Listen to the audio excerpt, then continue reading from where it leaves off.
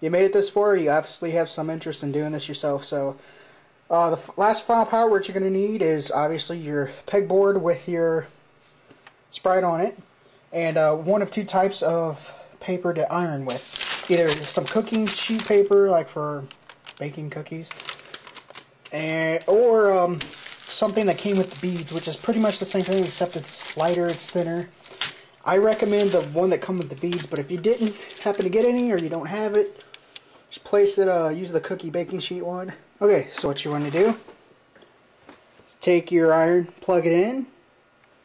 As you can see, you want your iron, the official directions say somewhere halfway up. So what you do next is take your paper, set it over your design. Make sure you cover your design completely, because when the iron touches these beads directly, they melt and they stick all over the iron, so it's not a good time. And what you want to do is just take your iron and you just want to run it across. The official directions say in a circular motion for 20 to 30 seconds.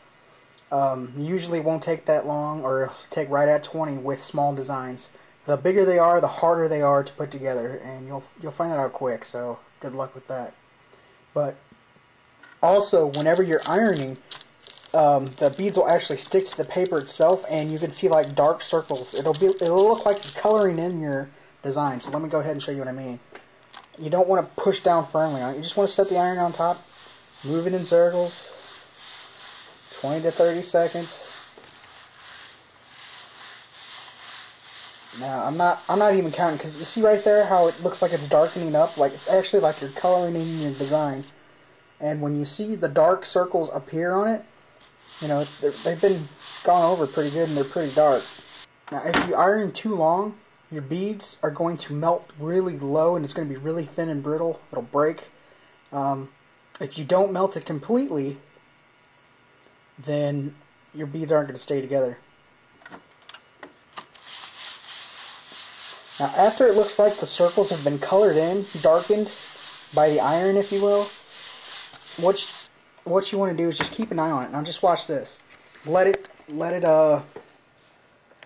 slowly peel itself off. After it's been cooled down a little bit, you can actually see the circles go lighter. They stop sticking to the paper, and before your eyes they just all disappear.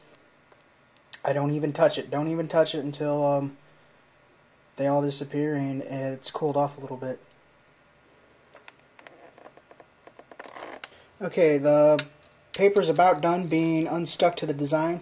At this part, it's where it gets a little tricky. Like I said, now you just want to gently lift up on it, because some of them might not have stuck. Now as you can see, I left it on a little too long. It's probably because I'm just demonstrating.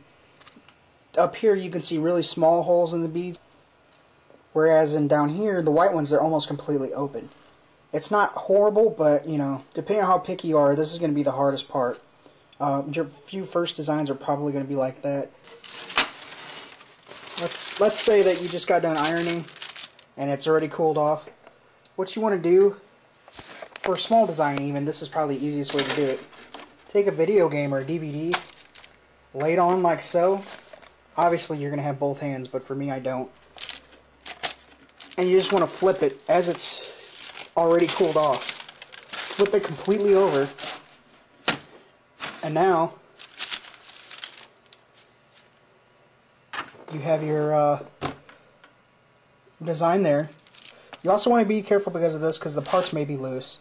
You want to take the DVD out from underneath it, and all you got to do is fold it over. Now not only is your design underneath, or the paper's underneath the design, but now it's over the top, so you can go ahead and iron the other side. Now the only problem with this is you're not going to have the security of the design staying in one place, because there's no design, or there's no spikes there to keep it in place.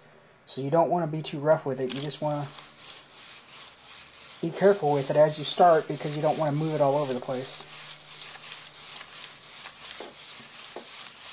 Paper. Okay, it's unstuck itself again. So what you want to do is just flip it open and look at it.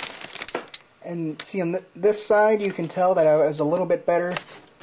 The circles are less closed on that same area. So it pretty much looks done. So before you go ahead and finish up and hang it on the wall, heavy book. Flop it right on top. Let it sit for 10 minutes or so. What this does is it prevents your design from folding upwards. Sometimes it'll not be completely flat. It'll just kind of up on both sides. It'll just fold up.